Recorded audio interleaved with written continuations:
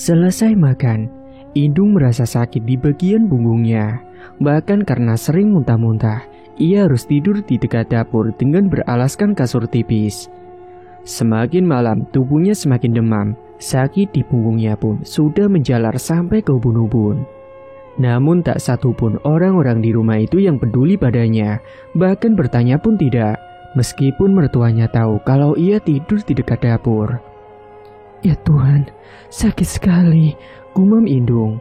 Sakit yang dirasakan Indung berlanjut sampai keesokan harinya. "Aduh, Dung, kenapa masih rebahan di situ, ah? Kalau tidak mau membantu mengerjakan pekerjaan rumah, setidaknya jangan berpura-pura seperti itu," cerocos ibu mertua. "Aku tidak berpura-pura, Ma. Punggung, perut sampai ubun-ubunku memang sakit." Dan saat ia memaksakan diri untuk bangun, tiba-tiba Indung muntah darah segar yang cukup banyak sekali.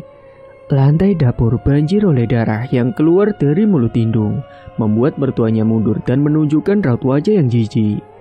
Setelah itu pandangannya menjadi berkunang-kunang, lalu tubuhnya limbung dan ambruk ke lantai. Saat ia terbangun, ternyata dirinya sudah berada di dalam kamar, di dekat ranjang beralaskan kasur tipis yang sudah lusuh. Indung benar-benar lemas, bahkan untuk menggerakkan satu jari pun ia tak mampu. Bahkan di keadaan Indung yang sudah sangat mengkhawatirkan seperti itu, sama sekali tak menarik rasa simpati apalagi kasihan dari orang-orang rumah. Mereka hanya membelikan obat demam biasa dan dikompres seadanya. Tak terasa berhari-hari sudah Indung terbaring lemah di situ. Wajahnya pucat dan kaku. Makanan yang masuk selalu ia muntahkan. Nasib Indung memang tidak beruntung, mempunyai suami dan mertua yang hanya mementingkan diri sendiri. Sementara Indung selama ini selalu saja mengalah dan menuruti semua apapun yang disuruh dan diperintahkan. Meskipun kadang-kadang juga ada perlawanan kecil darinya. "Istrimu ini sepertinya sudah tak ada harapan sembuh. Percuma bila diobati pun tak akan berpengaruh karena penyakit yang dimanja itu akan kuat. Mama sudah tidak kuat lagi kalau harus mengurusi istrimu itu. Coba antar dia ke rumah orang tuanya saja, biar mengurangi beban Mama. Bayangkan saja, setiap hari saat kamu berangkat kerja, Mama membereskan rumah, menggantikan pakaian istrimu, membersihkan tahi dan bekas kencingnya. Ya Tuhan, capek sekali rasanya," ujar mertuanya mengeluh tepat berdiri di depan pintu kamar. Indung yang mendengar semua perkataan mertuanya hanya bisa meneteskan air mata. Menangis dalam diam, rasanya sangat sakit sekali. Apalagi itu disebabkan oleh orang-orang di sekitarnya. Itulah yang dirasakan Indung pada saat itu. Ia ingin berusaha bangun, tetapi tulang-tulang punggungnya terasa seperti sudah memisah satu sama lain. Hanya suara lirih rintihan yang keluar dari mulutnya. Malam itu, tepat 2 minggu setelah Indung sakit dan tidak pernah terlihat keluar rumah lagi, Widya bersama suaminya pergi ke rumah orang tua Indung.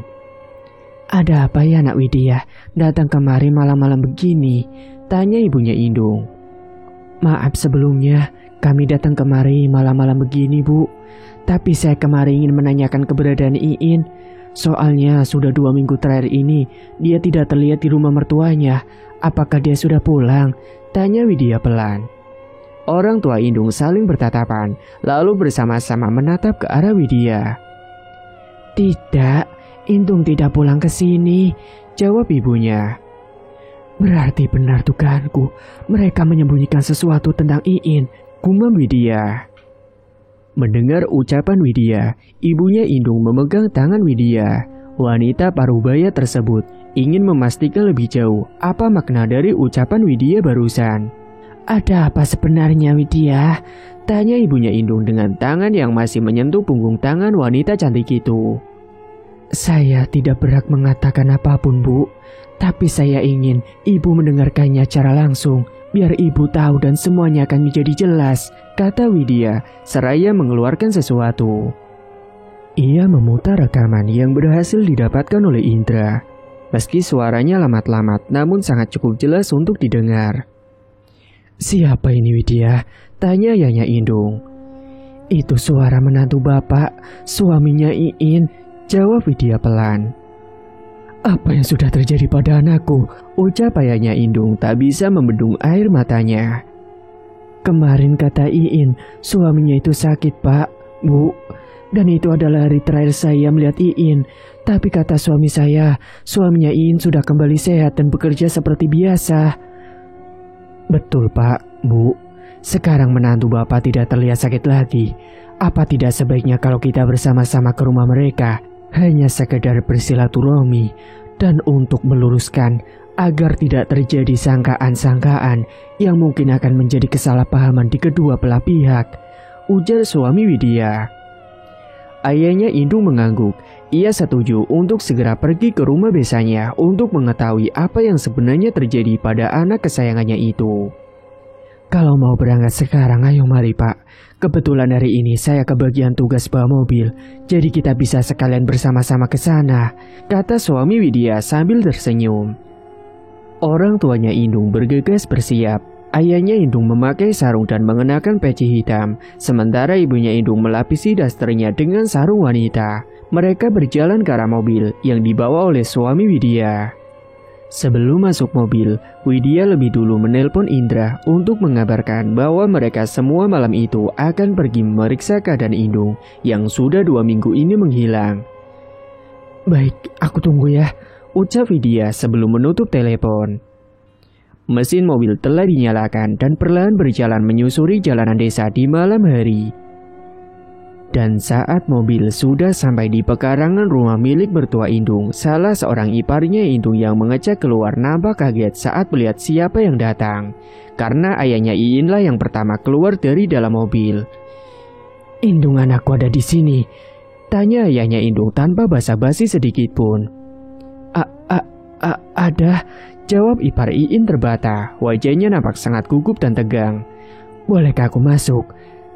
Sebentar ya Pak, saya panggilkan Mama dulu, ujarnya seraya menutup pintu dengan tergesa. Cukup lama, kedua orang tua Indung dan juga Widya berdiri di depan pintu menunggu seorang keluar untuk membukakan pintu rumah. Lama sekali sih, pasti ada apa-apa di dalam ini, cetus Widya sembari mengintip celah lubang di pintu itu. Ada apa sih di dalam? Orang tuain cuma mau melihat anaknya, kenapa malah dikunci seperti ini ya? Teriak Widya yang sudah terlampau jengkel dengan sikap orang-orang di rumah itu. Sekitar setengah jam telah berlalu, barulah pintu dibuka oleh keponakan suaminya Iin. Tanpa berkata apa-apa, ayahnya Iin langsung masuk ke dalam rumah memanggil-manggil nama Iin. "Di mana Indung anakku?" tanya ayah Indung dengan nada yang cukup tinggi pada besanya tersebut. "Tenang dulu, kau ini mau bersilaturahmi atau ngajak ribut ha?" Tenang bagaimana? Pintu rumah saja dikunci saat aku minta masuk. Tadi itu kami lagi makan, bukannya apa-apa. Kalau tidak percaya lihat saja sendiri ke dapur. Indung di mana? Tanyanya tak sabar. Widya yang memang sedari dulu sudah geram dengan mertuanya Indung itu, langsung mendorong tubuh wanita itu hingga tersadar ke dinding dan membuka celah untuk masuk ke dalam pintu kamar yang ditempati Indung dan suaminya. Ketika pintu digebrak, Widya terkejut. Astaga, Indung! Indung dan suaminya berada di dalam kamar dan suaminya terlihat sedang menyuapi Indung makan di atas ranjang. "Indung, kenapa? Ya Tuhan, panas sekali badanmu In, jari-jarimu membiru," ucap Widya. Tak elak sebuah tamparan keras mendarat di pipi suaminya Indung. "Apa yang telah kau lakukan pada sahabatku ha?" teriak Widya. Ayahnya Indung berjalan ke arah menantunya. Dengan geram ia menghajar laki-laki itu dengan penuh emosi. Sementara ibunya Indung hanya bisa menangis terseduh sambil memegangi tangan anaknya itu. Widya juga tak kalah sadisnya. Ia mengambil HP yang berada di atas bantal dan melemparkannya ke kepala suami Iin. Ibu mertua Indung yang tak terima anaknya dipukuli seperti itu mencoba mendorong Widya, dan alhasil aksi jambak-jambakan pun terjadi. Widya yang memang masih muda itu jelas mampu mengamuk lebih kuat dibanding mertua bangsat itu. Gumpalan rambut beruban milik mertuanya Indung yang berhasil ditarik paksa oleh Widya melekat di genggamannya. Hingga beberapa saat kemudian, orang-orang di sekitaran rumah mertuanya Indung mulai berdatangan bersama dengan Pak RT. Bertepatan dengan itu, suaminya Iin yang gusar melihat ibunya diperlakukan sesadis itu oleh Widya, langsung mendorong tubuh ayah mertuanya sampai membentur lemari, dan darah seketika mengalir di pelipisnya. Wajah Widya memar terkena tamparan keras oleh suaminya Indung. Napasnya terasa sesak, namun saat itu juga mereka bertiga langsung dipegangi oleh orang-orang. Dan saat akan dibawa keluar, Widya mencakar wajah mertua Indung dengan kuku-kukunya hingga terluka. Sesampainya di luar rumah, Widya langsung dilepaskan dan diserahkan pada suaminya. "Ya Tuhan, kenapa sampai berdarah-darah sayang? Kamu itu kemana aja? Aku dikeroyok 2 bajingan itu tahu," bentak Widya. Saat semuanya sudah sedikit tenang, ayahnya Indung pun dipapa dan dibawa keluar. Bersamaan dengan itu, Indra datang dan menaiki sepeda motornya. "Ada apa ini, Wid? Kenapa seramai ini?" tanya Indra. "Indung hampir saja mati di dalam sana, dan kau masih tanya kenapa? Dasar bodoh!" bentak Widya yang masih tak bisa mengendalikan emosinya. Mendengar perkataan Widya, Indra langsung bergegas masuk ke dalam rumah, namun dihalangi oleh ipar-iparnya si Indung. "Ada orang yang sedang sakit dan butuh pertolongan di dalam. Kenapa dihalangi seperti ini jalan masuknya?" bentak Indra. Teriakan ibunya Iin meminta tolong dari dalam rumah, membuat Indra tetap memaksa untuk masuk, diiringi oleh Pak RT dan suaminya Widya. Ternyata Iin kejang-kejang dengan mata yang melotot. Dari mulutnya keluar banyak sekali cairan berbau sangat busuk. Tanpa berpikir 2 kali, Indra langsung melepaskan bajunya untuk mengelap mulut si Indung. Lalu ia menggendong tubuh Indung dan membawanya keluar rumah. Air matanya tak berhenti menetes, melihat wanita yang dicintainya selama ini mendapatkan perlakuan sejahat itu dari orang-orang yang sangat dekat dengannya. Ia melangkah menuju ke arah mobil dengan diiringi puluhan pasang mata dari warga yang menatap dirinya. Suaminya Widya dengan sigap membukakan pintu mobil. "Bawa dia ke rumah pamanku," ujar Indra. "Pamanmu di mana?" tanya Widya. "Haji Mahrawi," jawab Indra yang terus memeluk tubuh si Indung. "Motormu gimana, Indra? Takut nantinya kalau ditinggal di situ bakal dirusak sama mereka," kata suami Widya. "Cih, motor masih bisa dibeli. Lebih baik cepat jalankan mobilnya ke rumah Haji Wawi itu," sanggah Widya mulai emosi lagi. Tanpa mereka sadari, kedua orang tua Indung masih berada di pekarangan rumah besanya itu bersama Pak RT dan beberapa warga lain. Beliau dibawa ke rumah Pak RT untuk dimintai penjelasan tentang kejadian heboh yang terjadi malam itu. Sementara di dalam mobil, tubuh Indung sudah mulai berhenti kejang-kejang. Akan tetapi, kini tubuhnya terasa sangat dingin. "Tolong lebih cepat lagi," ujar Indra terus menggosok-gosok lengan Indung, berharap akan membuat tubuh wanita itu sedikit lebih hangat. Semakin jauh mereka memasuki jalanan berbatu itu, ternyata semakin menyempit. Dan setelah tinggal beberapa meter lagi, mobil terpaksa berhenti karena tak bisa melewati jalanan di depan yang terdapat jembatan kayu di tengah jalan. Terpaksa Indra pun keluar dan berjalan sambil menggendong Indung untuk sampai ke rumah Haji Mahrawi. Diikuti oleh Widya, sementara suami Widya kembali lagi ke rumah mertuanya Iin untuk menjemput orang tua si Indung. Di tengah jalan menuju rumah Haji Mahrawi, tubuh Indung yang berada di gendongan Indra terasa semakin bertambah berat. Dan kaki Indra hampir saja tak bisa melangkah karena yang bertambah berat bukan hanya tubuhnya Indung, melainkan juga kakinya Indra seperti ditahan oleh sesuatu. Namun walau demikian, Indung tetap berjalan dan terus melangkah meskipun setiap langkah sudah terasa seperti berjalan di kubangan lumpur hidup. "Ya Tuhan, sembuhkanlah Iin. Angkatlah semua penyakitnya Tuhan. Jangan biarkan dia menderita seperti ini," gumam Widya terus memegangi tangan Indung yang juga sudah terasa dingin. Akhirnya setelah apa yang dirasakan oleh Indra di perjalanan tadi, mereka bertiga pun sampai di depan rumah milik Haji Mahrawi. Widya mengetuk pintu kayu itu dengan sangat keras.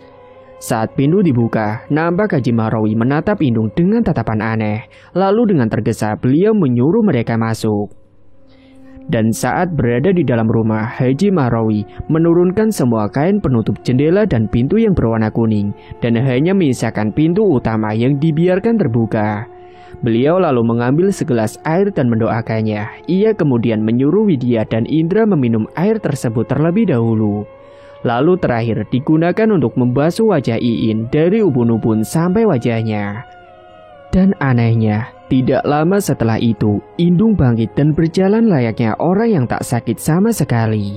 Ia tertawa-tawa sendiri dan kemudian menangis terseduh-seduh. Saat Indra akan mendekatinya, Haji Marawi langsung melarang. Biarkan dia berlakukan sesuai apa yang dia rasakan. Tubuhnya sudah dikuasai oleh jin kafir, kata Haji Marawi. Napas Widya turun naik mendengar perkataan itu. Ia sangat takut kehilangan Indung yang sudah dia anggap sebagai saudarinya tersebut. Pak, tolong bantu Iin, Pak. Tolong sembuhkan dia, isak Widya. Aku hanyalah perantara. Sembuh atau tidak itu sudah menjadi kehendaknya. Kita hanya bisa berdoa dan berusaha. Selebihnya, serahkan saja pada yang di atas. Indung menangis, tertawa, meracau dan menari-nari di ruangan itu. Dan setelah beberapa lama menunggu, akhirnya makhluk kiriman yang berada di dalam tubuh Indung pun mulai merespon dengan keberadaan orang-orang di sekitarnya. Barulah Haji Marawi berbicara dengan lemah lembut pada sosok itu agar mau meninggalkan tubuh Indung tanpa harus saling menyakiti. Aku tak akan pergi, karena jika aku pergi majikanku tak akan memberiku makan. Suara yang keluar dari mulut Indung terdengar berat. Haji Marawi menghela napas panjang. Jujur, aku sama sekali tak bisa mengatasi hal yang seperti ini. Santet yang dikirimkan ini sangat jarang adanya dan bertujuan untuk menyiksa sebelum membunuh. Jika target belum mati atau bisa mengatasinya, maka satu persatu keluarganya lah yang akan menjadi korban selanjutnya dari santet tersebut. Walau aku sering berurusan dengan jin-jin penunggu pohon atau rumah, tapi jelas sangat jauh berbeda dari yang ada di hadapan kita sekarang ini, ujar Haji Marawi. Lalu bagaimana? Saya tidak mau jika Indung harus menjadi korbannya. Aku akan mencoba, tapi jangan terlalu berharap banyak. Bantulah dengan doa. 3 hari lagi, ucap Indung tiba-tiba. Apa maksudnya itu, Pak? Tanya Widya. Kita hanya punya waktu 3 hari sebelum wanita itu meninggal. Kuat dugaanku kalau pelakunya adalah suami dari wanita ini. Bukan. Justru dialah yang menjadi sasaran utamanya. Karena yang aku lihat, si pengantar santet ini memiliki masalah yang cukup besar dengan laki-laki itu. Makanya saat pertama kali aku berurusan dengan makhluk tersebut, aku hanya memberikan air tawar. Dan hanya bisa untuk sementara membelenggu jin kafir itu dari tugasnya. Kira-kira siapa pengirimnya itu, Paman? Tanya Indra. Perempuan, tapi wajahnya sulit untuk kulihat. Perempuan? Gumam Widya lalu menatap Indra dan mata mereka saling bertatapan. Jangan-jangan, ujar keduanya bersamaan. Yang kamu rekam itu Indra, yang hamil itu, kata Widya. Iya, pasti yang itu, saut Indra kemudian. Suara gaduh orang bercakap-cakap terdengar dari luar, yang ternyata adalah orang tua Indung dan suaminya Widya. Indra beranjak dan masuk ke sebuah kamar. Lalu beberapa saat kemudian, ia keluar lagi dengan menggunakan baju kaos oblong berwarna putih yang sudah lusuh semua. Aku pinjam mobilmu sebentar, katanya pada suami Widya. Mau kemana, Indra? Tanya suami Widya seraya mengeluarkan kunci mobil dari kantong celananya. Ke rumah perempuan simpanan itu, jawab Indra singkat sebelum dirinya pergi. Temani sana, nanti dia berbuat macam-macam, ujar Widya mendorong pelan lengan suaminya. Macam-macam gimana? Orangnya baik dan perhatian begitu pada Iin. Mana mungkin dia berbuat macam-macam, bantah suami Widya. Bukan yang itu, tapi aku takut kalau dia akan menyakiti orang lain. Mendengar perkataan Widya, barulah suaminya paham dan bergegas menyusul Indra. Namun ia kalah cepat karena sempat beberapa kali jatuh tersandung batu. Mobil yang dikendarai Indra pun perlahan sudah pergi dan hanya meninggalkan debu yang berterbangan.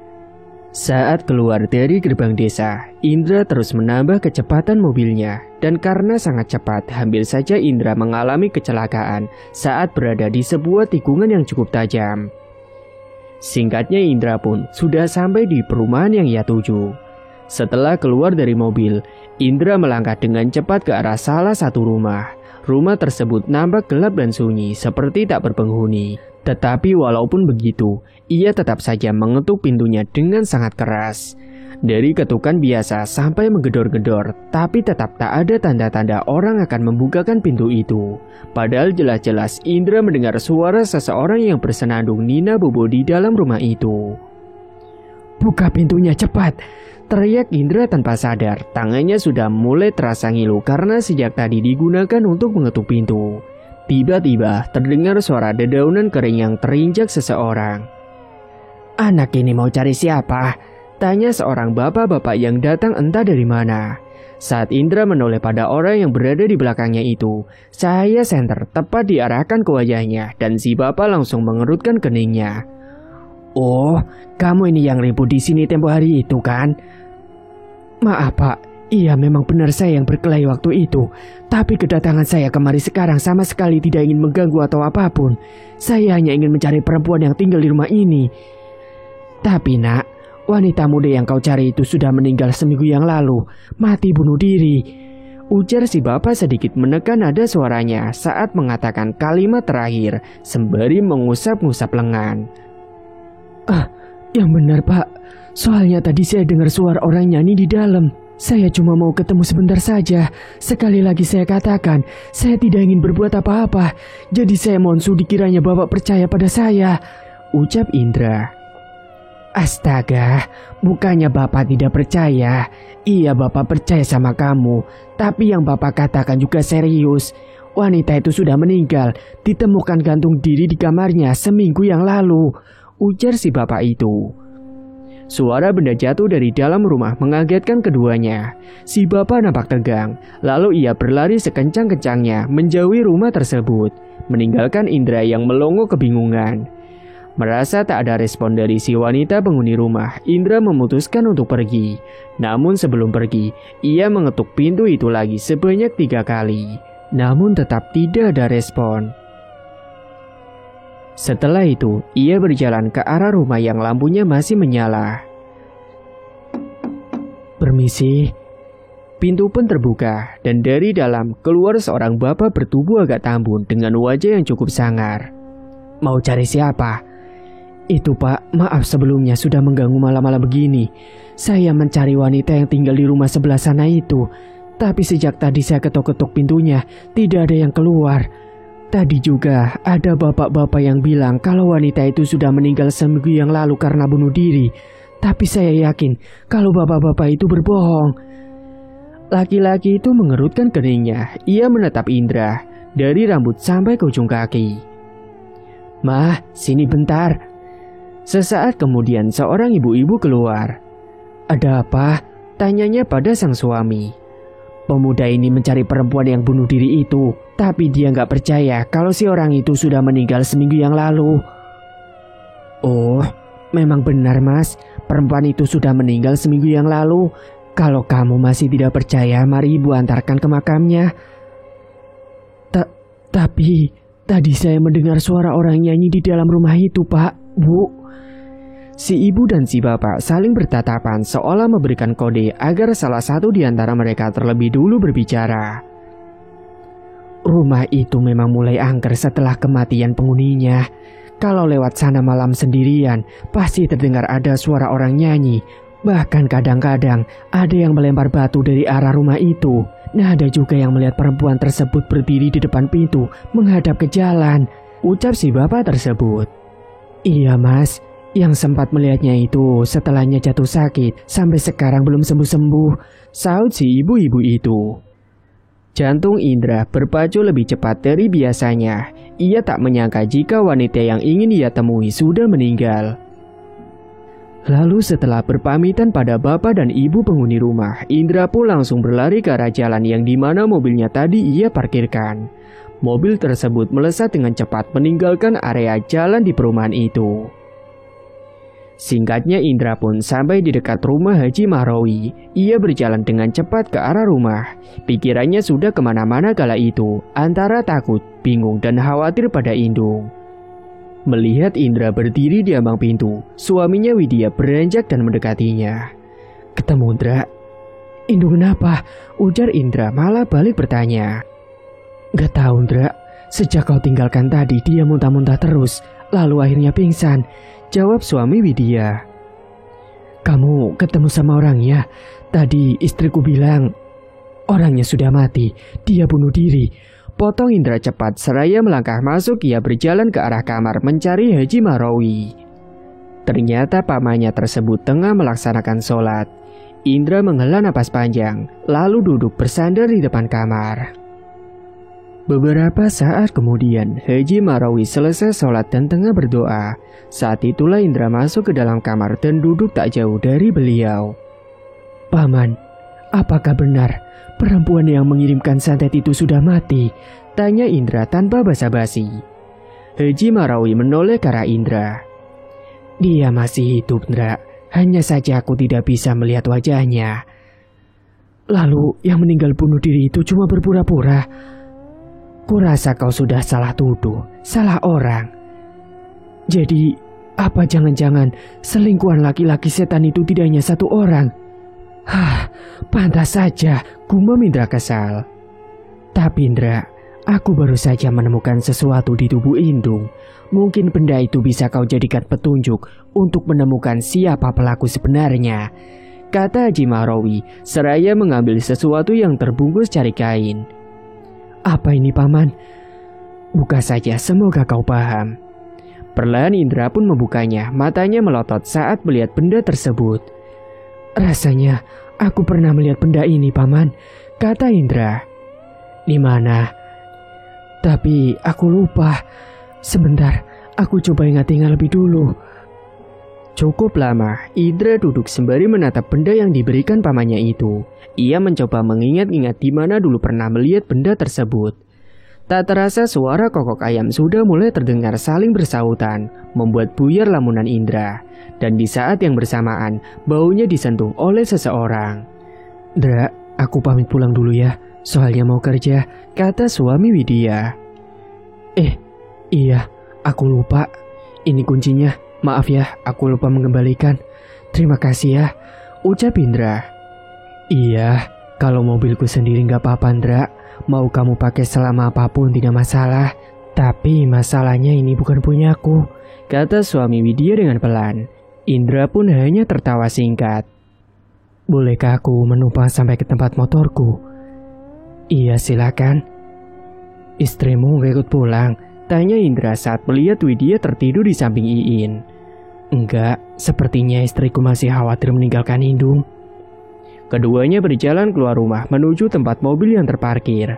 Saat berada di dalam mobil, Indra mulai merasakan matanya sudah sangat mengantuk. Akhirnya ia pun tertidur.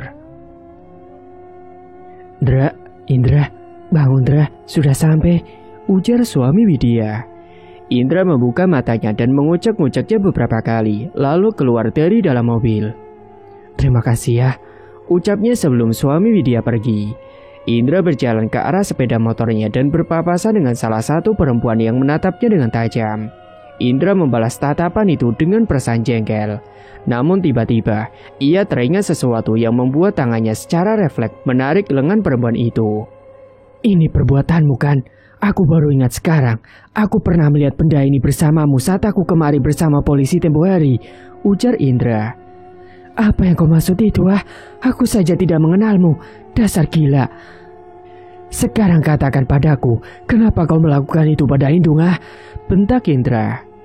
"Lepas, aku tidak kenal denganmu, dan aku tidak mengerti dengan apa yang kau katakan," teriak perempuan tersebut. Dan karena teriakannya itulah orang-orang di sekitar sana ramai berdatangan. Dan suami dari si wanita yang merupakan ipar dari Indung langsung keluar rumah. "Ada apa lagi nih, bentak suami si wanita itu. "Kau tanyakan pada perempuan jalang itu apa yang sudah ia lakukan dengan saudaramu hingga mengakibatkan Indung yang harus jadi korban," bentak Indra. "Apa maksudmu? Kurang puaskah kau setelah tadi malam komplotanmu itu mengamuk di sini dan mengakibatkan ibuku langsung jatuh sakit? Sekarang apa lagi?" Indra malah meludah dan tanpa basa-basi, ia yang sudah panas sejak tadi langsung menghajar lelaki bertubuh gemuk itu hingga terjungkal ke tanah. Namun perkelahian langsung dilerai oleh orang-orang yang sedari tadi menonton percekcokan tersebut. Saat tubuh Indra dipegangi oleh beberapa orang, ipar Iin itu berkata, "Kau ingat ya, masalah ini akan berlanjut sampai ke pihak yang berwajib. ucap si ipar bangsat itu. Lanjutkan, aku tidak takut sama sekali, bentak Indra. Dan kau, awas kau, secepatnya aku akan membuktikan pada mereka semua tentang perkataanku tadi. Kau akan menerima hal yang sama dengan apa yang Indung rasakan, ujar Indra saat perempuan yang merupakan istri dari iparnya Indung tersebut masuk ke dalam rumah. Setelah itu, Indra langsung pergi menaiki motornya. Ia melaju dengan kecepatan tinggi, menyibak kabut di sepanjang jalan pagi itu. Tiba-tiba hampir saja Indra menabrak orang andai tidak cepat membelok dan menabrakkan motornya ke tempat sampah di pinggir jalan itu. Indra celingukan dan mencari anak-anak kecil yang berlari di jalan tadi. Namun tidak ada siapa-siapa di sana selain dirinya dan tempat sampah yang sudah terbalik karena ditabrak. Setelah mencari di sekeliling tempat tersebut, akhirnya Indra pulang karena tidak juga menemukan anak kecil yang hampir tertabrak tadi. Tak lupa terlebih dahulu, ia membeli beberapa lembar baju tidur untuk Indung dan kedua orang tuanya, juga makanan untuk mereka. Saat sampai di rumah Haji Mahrawi, terlihat Widya sedang duduk di depan pintu dengan mata yang masih sembab. Indung sudah siuman, tanya Indra seraya memberikan bungkusan baju pada Widya. Belum, Dra. Aku takut sekali terjadi apa-apa pada Indung, jawab Widya. Makan dulu, Wid, nanti kamu sakit, ujar Indra sebelum masuk. Saat berada di dalam, ia memberikan bungkusan makanan dan baju tersebut di dekat orang tua Indung. Lalu ia masuk ke arah dapur. Indra membersihkan tubuhnya dengan air yang berasal dari sumur. Indra menutup matanya saat segayung air dingin membasahi kepalanya. Pikirannya masih tertuju pada istri dari iparnya Indung tadi. Bagaimana caranya membuat perempuan bangsat itu mengaku dan menyudahi semuanya. Tiba-tiba, dari dalam rumah terdengar suara teriakan histeris ibunya si Indung yang membuat Indra bergegas menyudahi mandinya. Astaga, Indung, gumam Indra saat melihat darah yang terus-terusan keluar dari mulut Indung. Widya, kau bisa naik motor kan? Cepat panggilkan dokter, Wid, suruh Indra seraya melemparkan kunci sepeda motor ke arah Widya yang terus saja menangis. Widya berlari keluar rumah dan bergegas saat kemudian suara sepeda motor di depan dibawa Widya menjauh dari halaman rumah. Sementara di dalam rumah, Indra memeluk erat tubuh Indung. Ia membersihkan setiap darah yang keluar dengan tangannya sendiri tanpa ada rasa jijik sedikit pun. Orang tua Indung yang melihat perlakuan Indra pada anaknya sangat tersentuh dan terharu sekali. Diam-diam mereka mulai mengagumi kebaikan pemuda itu pada putri mereka. Haji Mahrawi masuk ke dalam rumah dengan membawa 2 buah jeruk nipis dan daun sirih badambu. Daun sirih itu diremuk-remuk dan langsung dimasukkan ke dalam mulut Indung. Tutup mulutnya Indra, jangan sampai sirih itu keluar. Jeruk nipis itu diusapkan ke kepala Indung hingga ke kaki, lalu dibelah menggunakan pisau. Dan anehnya, ketika terbelah, isi jeruk nipis tersebut sudah membusuk. Padahal kulitnya masih berwarna hijau segar. Sirih itu hanya dapat menahan darah yang keluar dari mulut. Bagaimana dengan benda itu? Apakah kau sudah tahu siapa pemiliknya? Indra menghela napas, ia mengangguk. Istri dari iparnya Indung, tapi saya masih mencari buktinya. Apakah kamu yakin? Iya, saya sangat yakin karena saya tadi melihatnya dan saya langsung bisa merasakannya. Tidak berapa lama kemudian dokter yang dijemput oleh Widya pun akhirnya datang.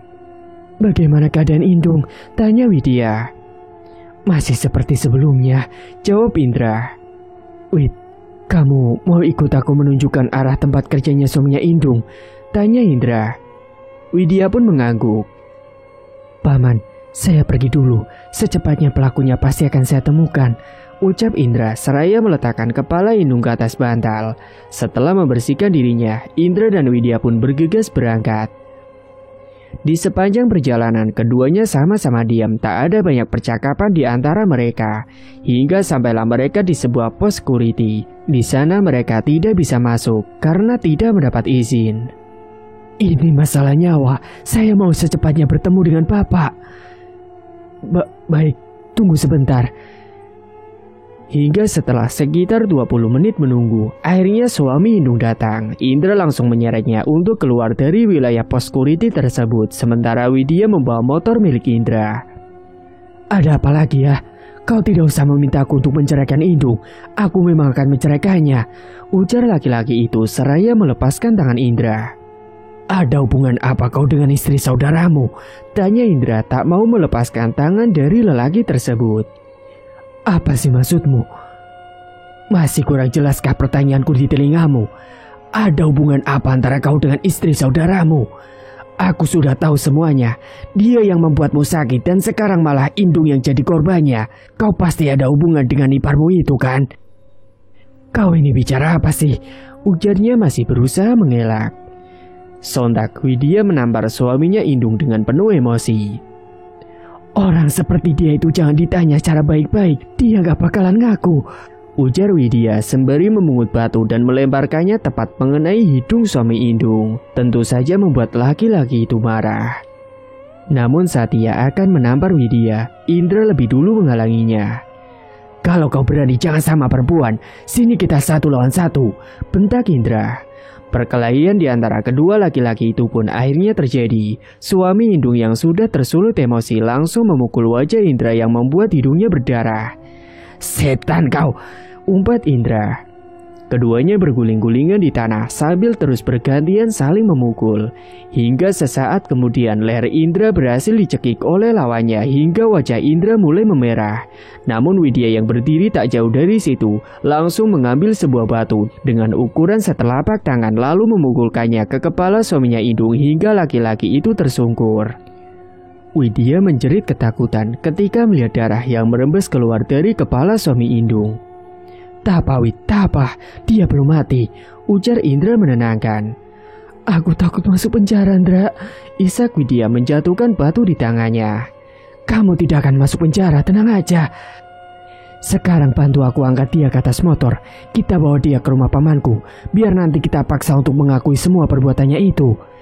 Dengan tangan gemetar Widya membantu Indra dan selama perjalanan Widya merasa sangat ketakutan akan bayang-bayang polisi. Tutup kepalanya Wid, jangan sampai menarik perhatian orang-orang. Singkatnya, mereka pun akhirnya sampai. Indra langsung menggotong suaminya Indung untuk masuk ke rumah, lalu mengikat tangan dan kakinya. Orang tua Indung dan Haji Marawi dibuat kaget dengan perbuatan Indra itu. Kenapa berdarah-darah begini Indra? Tanya Haji Marawi. Dia hampir membunuhku, makanya terpaksa ku buat seperti ini, jawab Indra seolah-olah dirinya lah yang melukai laki-laki tersebut. Ambillah air Wid, suruh Indra. Dengan tangan gemetar Widya memberikan segelas air putih pada Indra. Lalu tanpa ragu-ragu, Indra menyipratkan air putih itu ke wajah suaminya Indung. Bangun, jangan berpura-pura lagi, bentak Indra. Indra, aku tahu niatmu baik, tapi dia ini memang benar-benar pingsan. Perlakukanlah dia selayaknya manusia, Indra, ucap Haji Marawi. Manusia? Kukira dia tadi itu hewan, karena cuma hewan yang menyebar bibit lalu ditinggalkan, jawab Indra seraya duduk. Haji Marawi menggeleng-gelengkan kepalanya mendengar jawaban dari keponakannya itu. Dan setelah menunggu cukup lama, suaminya Indung akhirnya mulai siuman. Ia meringis mungkin karena luka pada kepalanya.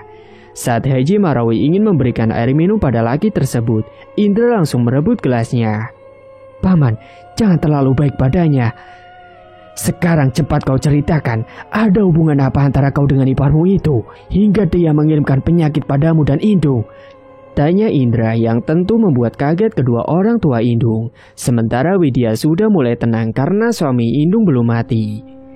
Cepat jawab, bentak Indra. Iya, memang kami pernah menjalin hubungan terlarang. Aku juga menidurinya sampai hamil. Hubungan itu terjalin sampai bertahun-tahun lamanya dan sampai sekarang pun tidak pernah ketahuan. Tapi saat Indung tahu tentang perselingkuhanku dengan wanita warung yang kau pun sendiri tahu, dia juga mengetahuinya karena perkelahian antara aku dan Indung malam itu, ujar suami Indung pelan. Ya Tuhan, isak ibunya Indung membenamkan wajahnya di bahu sang suami. Dasar binatang! Dan sekarang malah Indung yang harus jadi korban santet dari selingkuhanmu itu. Dan kau tidak mau mengurusnya, bahkan mengobatinya pun tidak, bentak Indra. Iya, aku mengaku salah, tapi semuanya tidak sepenuhnya salahku. Karena aku sudah cukup lama mengharapkan anak dari Indung. Tapi apa, sampai sekarang pun dia belum juga hamil. Indra tersenyum sinis. Oh, jadi alasannya anak. Indra menampar laki-laki tersebut dengan sekuat tenaga. Indra, ujar Haji Marawi sembari melemparkan botol kosong ke arah Indra. Manusia seperti ini memang harusnya dimusnahkan, Paman. Dia sebetulnya menyadari kesalahannya, tahu akan kesalahannya, tapi dia tetap saja tak mau disalahkan dan malah balik menyalahkan orang lain. Seharusnya kalau kau ingin hidung hamil, manjakan dia. Jangan biarkan dia mengerjakan pekerjaan rumahmu seperti pembantu. Kau rawat dia dan sayangi dia, tapi ini tidak. Kau malah bermain api dengan iparmu sendiri. Cih, kau tahu, jenis manusia sepertimu itu lebih najis dibandingkan seekor anjing sekalipun, ucap Indra emosi.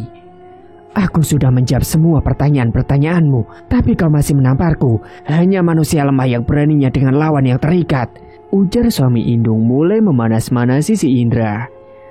Baik, kalau kau ingin menantangku berkelahi lagi ya. Haji Marawi mencegah Indra yang akan membukakan ikatan tali pada suami Indung. Tujuanmu membawa dia untuk apa, Indra? Apakah hanya untuk berkelahi? Indra menarik napas panjang, kemudian ia berjalan menjauhi suaminya Indung. Lalu Haji Marawi mendekati si lelaki itu. Ia memegang kepalanya sembari memejamkan matanya. Setelah itu, Haji Marawi mengangkat baju di bagian punggung suami Indung. Ternyata di pinggangnya ada sebuah benang hitam yang terikat melingkar di pinggangnya. Dan setelahnya benangnya itu pun diputus. Haji Marawi menariknya.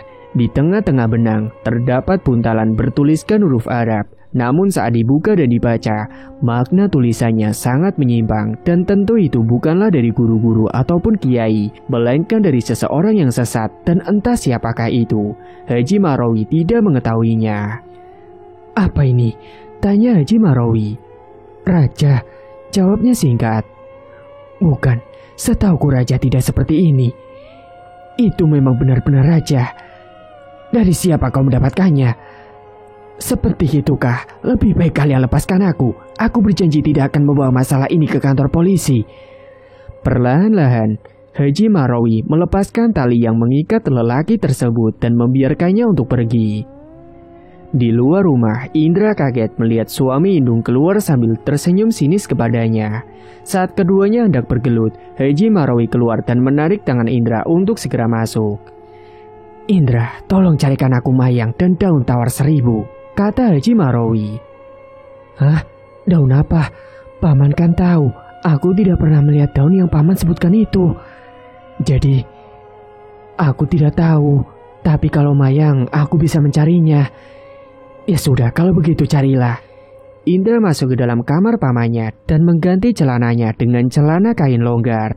Ia juga membawa parang keluar rumah dan berjalan mencari pohon pisang ke arah kebun. Sekitar setengah jam kemudian, Indra kembali sembari menenteng mayang yang dipinta oleh Haji Marawi sebelumnya. Namun terlihat lututnya berdarah cukup banyak. Saat melihat keponakannya sudah kembali, Haji Marawi pun keluar rumah dan mengambil beberapa daun yang tumbuh di samping rumahnya itu. Oh, jadi ini daunnya. Andai aku tahu dari awal, ujar Indra seraya duduk di tanah beralaskan sebuah papan. Paman, apakah kemungkinan Indung bisa sembuh? Tanya Indra pelan. Insya Allah, kemungkinan itu pasti ada, Indra. Apalagi kalau Allah sudah berkehendak, yang mati pun ia bisa hidupkan lagi.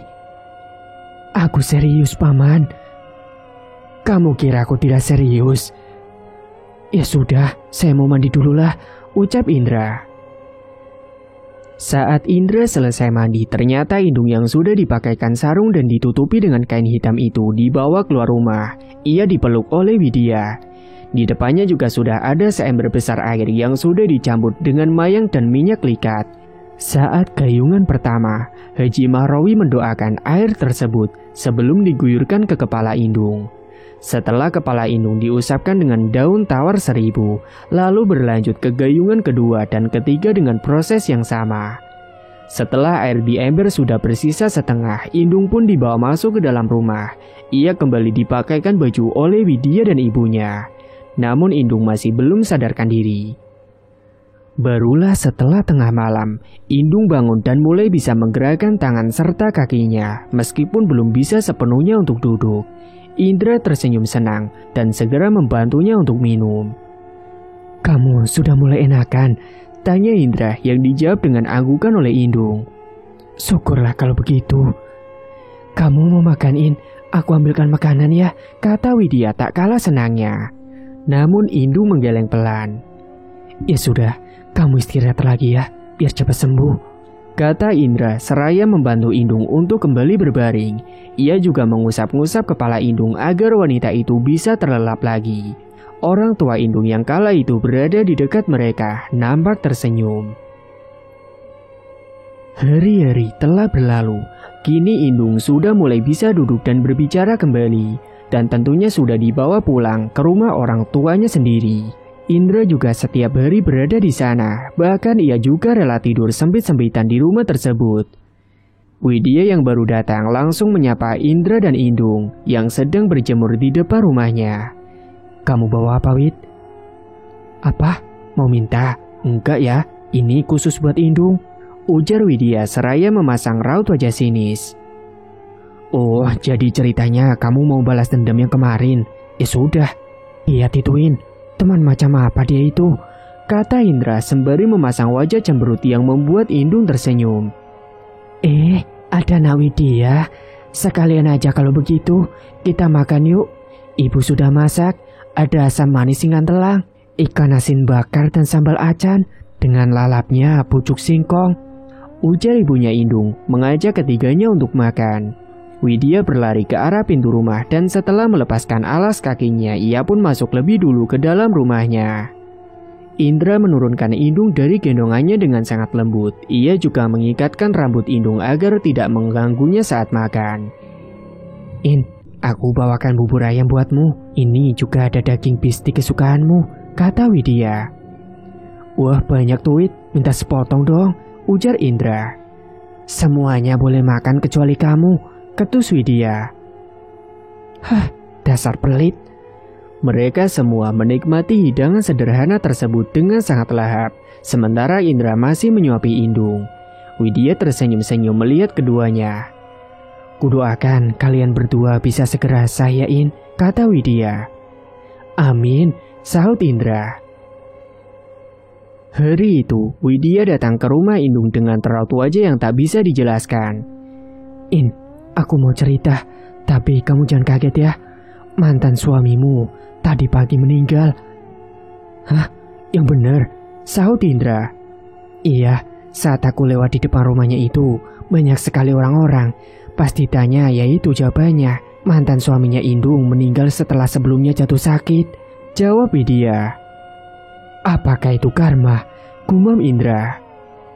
Indung masih diam, ia tak tahu harus sedih atau senang ketika mengingat ia diperlakukan dengan tidak adil oleh mantan suaminya itu. Lalu iparnya itu bagaimana? Tanya Indra. Tidak pernah kelihatan lagi, jawab Widya. Mati juga. Mana aku tahu. Percakapan mereka terhenti ketika ayahnya Indung pulang dan mengajak mereka untuk segera makan bersama. 5 bulan setelah kematian mantan suaminya Indung, kini Indung sudah sehat kembali. Ia sudah bisa berjalan dan berlari. Ia juga diajari mengendarai sepeda motor oleh Indra dan diberikan sebuah motor metik oleh Indra sebagai tanda awal ia akan segera meminang wanita yang dicintainya tersebut. Indra juga membelikan sebidang tanah persawahan untuk calon mertuanya. Dan rumah yang diperuntukkan Indra pada Indung pun sudah 99% jadi. Tinggal perabotan dalamnya saja yang masih dicicil. Widya, terima kasih ya Wid. Kamu sudah jadi sahabat sekaligus saudaraku selama ini, ucap Indung. Widya tersenyum dan langsung memeluk Indung dengan erat. Kamu jangan bilang makasih, In. Aku ikhlas melakukan semuanya untukmu. Ujar Indra membuyarkan suasana haru dua sahabat itu. Ada apa sih Indra? Ganggu aja, kata Widya. Itu disuruh masuk sama mama, jawab Indra. Widya pun melotot. Apa tadi Indra? Disuruh masuk sama siapa? Mama. Apakah ini tanda-tanda kalau... Ujar Widya terpotong, tersenyum lalu menatap Indung dengan tatapan menggoda. Ada apa sih Wid? Kata Indung lalu berjalan sambil berpegangan tangan dengan Indra. Tamat. Dan cerita pun selesai. Terima kasih bagi Mas E dan Mbak E yang sudah setia menyimak cerita ini sampai akhir. Dan bagi yang belum menekan tombol subscribe, silakan klik tombol subscribe sekarang juga. Dan semoga kalian semua dimanapun berada selalu sehat-sehat semua dan dimudahkan segala urusannya. Dan sampai jumpa lagi di cerita terbaru yang akan Mang Ripan bawakan nantinya.